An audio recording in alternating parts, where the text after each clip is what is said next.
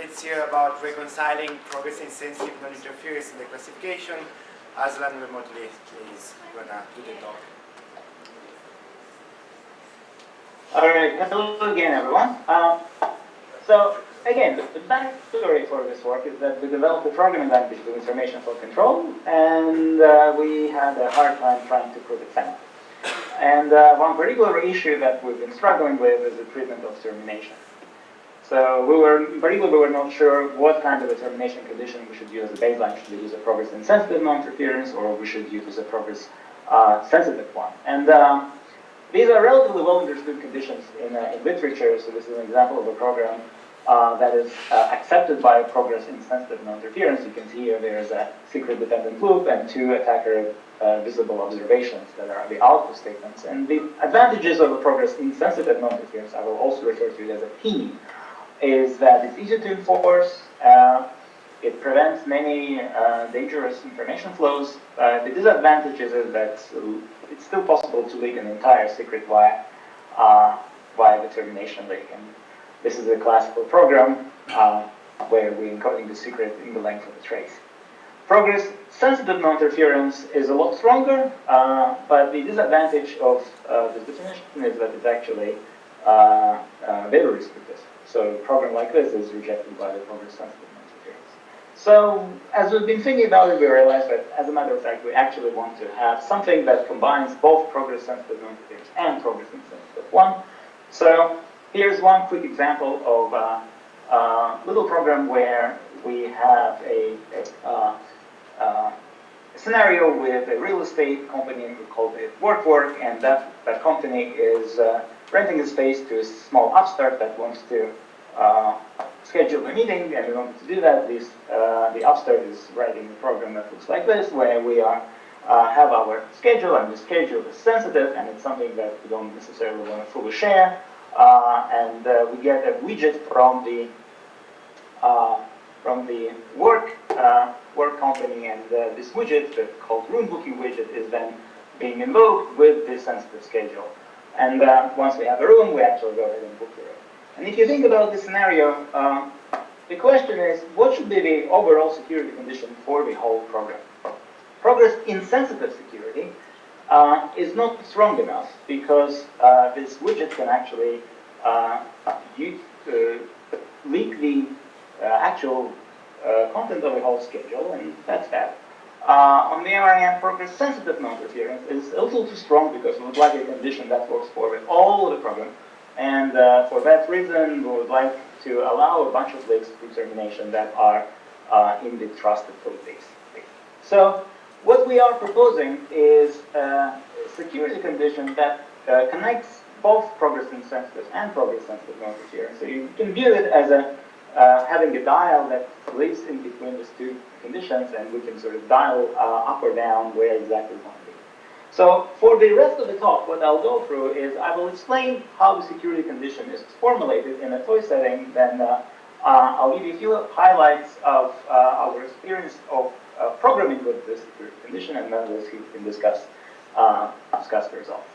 So quickly, let me show you what the technical setup is. So for the next few slides, so we will look into a simple while language, fully standard. There are a few novelties here. So first of all, we have the while loops in the language. So this is something that allows us to model divergence or blocking. In this language also here you see a primitive for standard declassification. So the idea here is that we may declassify expression E to a secured level L. And then there's a new thing here, which is this pini statement. And the way to read it is that we would like to treat this particular command C in a progress insensitive manner. And these two levels will explain it. So sort of informal intuition for this new pini syntax is that we would like to declassify the termination behavior of the subcommand. So if we revisit one of the earlier examples, so a program like this is something that we would like to be rejected. On the other hand, if we have a program like here on the right, where we are enclosing the potentially diverging program in this the idea is that at the end of this pini block, we would like to declassify that this program has terminated, and the amount of information that we're declassifying is bounded by this first label I, and we're declassifying that to the level L. So this rightmost program is okay. So that's the intuition. So how do we actually go ahead and formulate all of that? So for this particular simple language, we'll look into just the basic small step semantics, and the idea is that as we progress through the steps, that we make attacker observable events. So here these events are annotated in as this alpha, and then they are creating a trace that's then visible to the attacker. You can see that what also is happening is that we actually have this dynamic tracking of the program counter level. So here it's noted as this TPC component of the semantic configuration. And what's going on with the traces? So just to quickly give you an intuition, so we have a program, as you can see here on the left. Each assignment, like this is in one of the assignments, this is another assignment, and this is the third assignment. So each of them corresponds to an event. So in our trace, we will collect all of these assignments. And in addition to the assignments, the fact that we are getting out of this pini block is something that we're also recording in the trace. To formulate our security conditions, we need to define the technical notion of a projection of a trace to a level. So if we have a low-level attacker, so then this attacker will observe the events that are highlighted. So in particular, this attacker doesn't necessarily see this high event. Mirroring, if we have an adversary at the high level, then this attacker will observe all of the events. So just given this semantics, we can introduce this notion of attacker knowledge. This is something we did over more than 10 years ago. But this is the technical component that allows us to define our security conditions. So the idea is that this attacker knowledge is a collection of, or set of memories that are consistent with the observations of the adversary. So the technical components of it is that, so if we have an attacker at level LS for a program C that starts running with its initial memory M and has produced T, trace T, then this attacker knowledge is a set of memories M prime that are low equivalent with them, and then they can actually produce the trace, some trace T prime that is indistinguishable with the trace T that has actually been emitted by the program. So if you want to build intuition about this, this is basically just a set of all initial memories that are consistent with the observations of the attack. So this is the building block number 1 that we're using. Building block number 2 is something that we call the progress knowledge, also something that has been in the literature for a while. And the idea for the progress knowledge is that, so this is a set of memories that are consistent with the attacker observations up to trace T. But when we inform the attacker that after trace T, there will be one more event, without really telling to the attacker what that event is. And this is what this expression here is effectively encoding. So if you, it looks very much similar to this attacker knowledge that we've seen on the previous slide, but then there is this a little bit extra information that there will be something else after seeing the trace T. So again, so the attacker progress knowledge, and this is denoted by this arrow here on K, it's all initial memories that are consistent with seeing the events up to T, and then telling to the adversary that there will be one more event for that. Okay, so this is the building block number 2. So far I've introduced 2 building blocks. One is the attacker knowledge, and the other one is the progress knowledge. And using these 2 building blocks, we can formulate the progress insensitive non-interference. This is again fully standard. You probably have seen this in the literature, but the intuition is that knowledge of a particular event, in this case, the event alpha I, reveals no more information to the attacker but knowledge about the existence of the event. So, and this is expressed as this inequality between the 2 sets. So on the left, we've got the set of the memories that the attacker considers possible after seeing T, followed by the actual event. And on the right here, we're talking about memories that happens is possible after only seeing T and knowing that some other event exists. Okay. So if we think about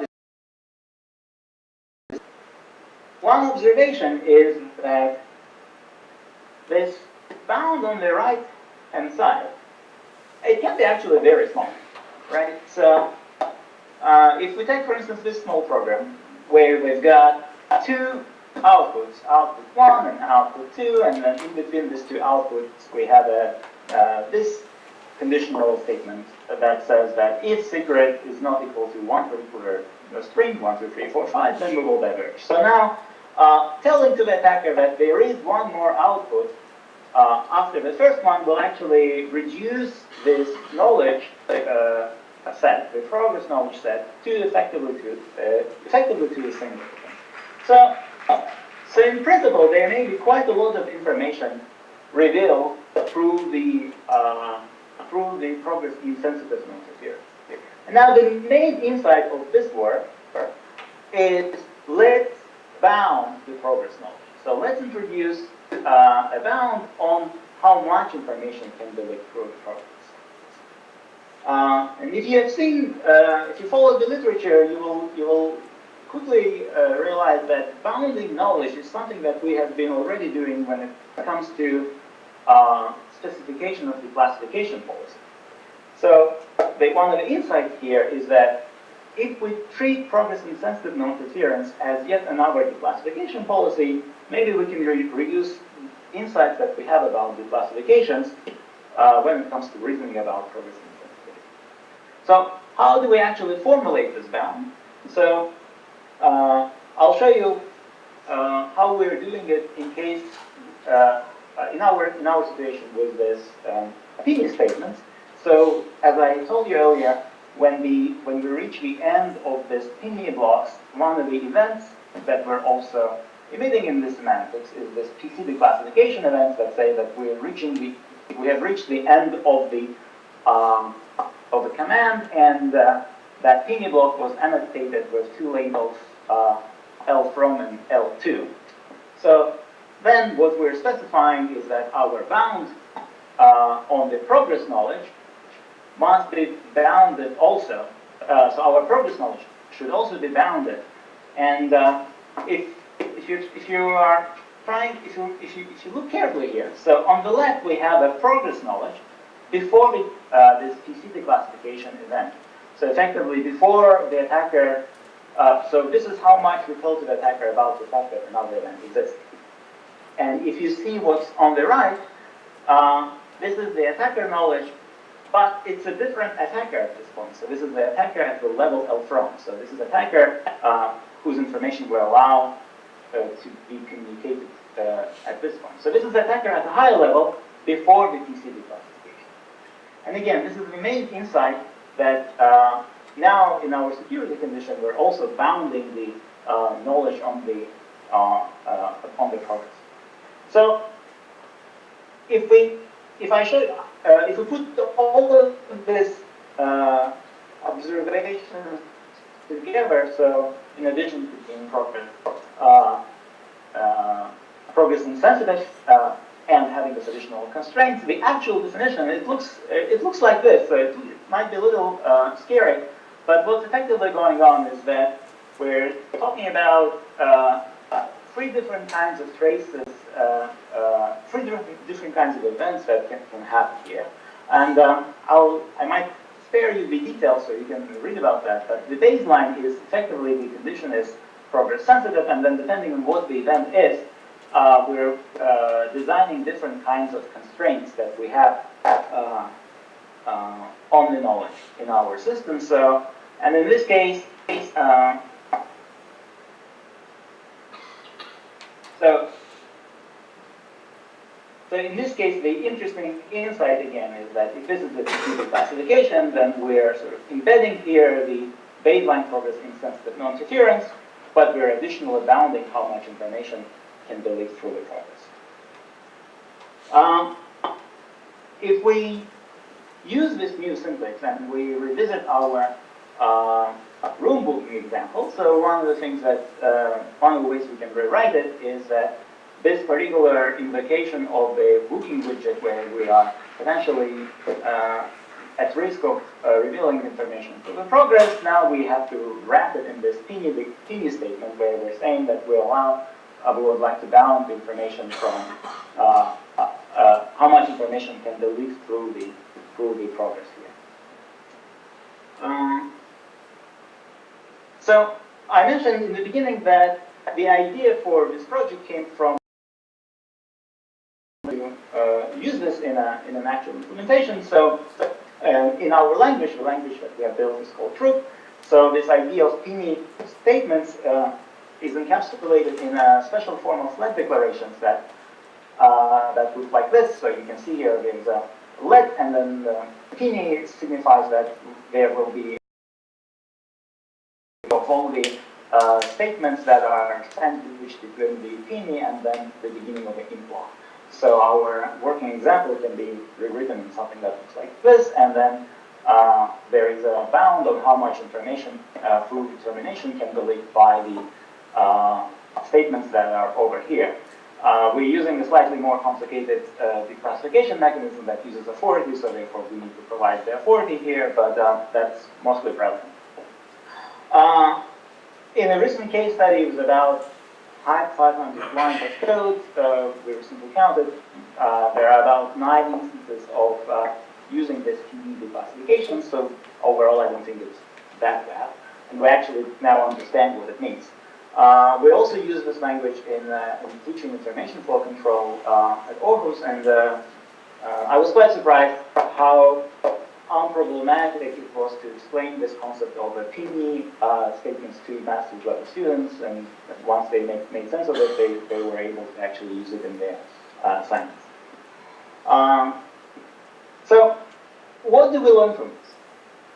One question that you may have is, well, what about my language? Should my language now also have a pini command? And the answer is not really. The insight here is that bounding the progress knowledge. So how exactly you design to bound the progress knowledge, this is really up to you. But remember that if you have a progress insensitive baseline, what you actually have there is an implicit declassification. And if you would like to bound that implicit declassification, now you know how to do it. Related to this is that we also realize that everything we know about declassification, namely the literature on dimensions and principles of declassification, can now be ported to reason about progress insensitivity. And there are systems where there is a general PC declassification, and we believe it's actually more dangerous than this kind of a pini declassification, or at least there are instances where it's more dangerous. Throughout this talk, I talked just about progress insensitivity, but if we have untrusted code, then trusted code can also leak information through timing. And it turns out that this technical machinery that we have developed, it can also extend to reason about timing sensitivity, and the key insight there is that similar to the notion of a progress knowledge, we can define this gadget of a clock knowledge, and then basically repeat these design exercise with the clock knowledge in place. And the final note is that we're also interested in thinking about how this is going to combine with integrity, and in particular, how we can reason about notions of robustness when it comes to bounding the amount of information that is used for progress. So I'll stop here and let's see if there are any questions.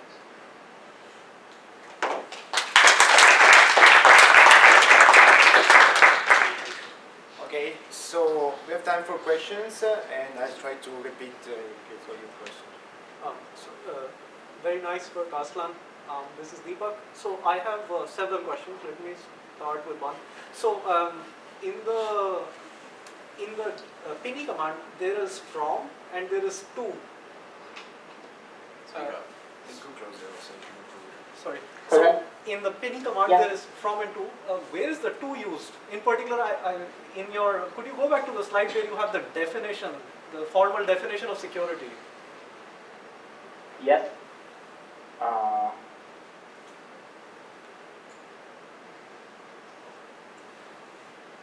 the one after this. Yes, over here.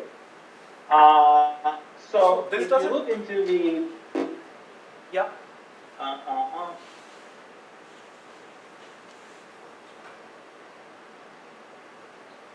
So, right, so one clause that's missing here is that L2 must flow to L adversary. So if L2 is a level that's visible to the adversary, then this is the clause that kicks in. So the clause B. I see. Okay. Okay. Right. So, yeah, so this is a multi-level setting, right? So, Yeah.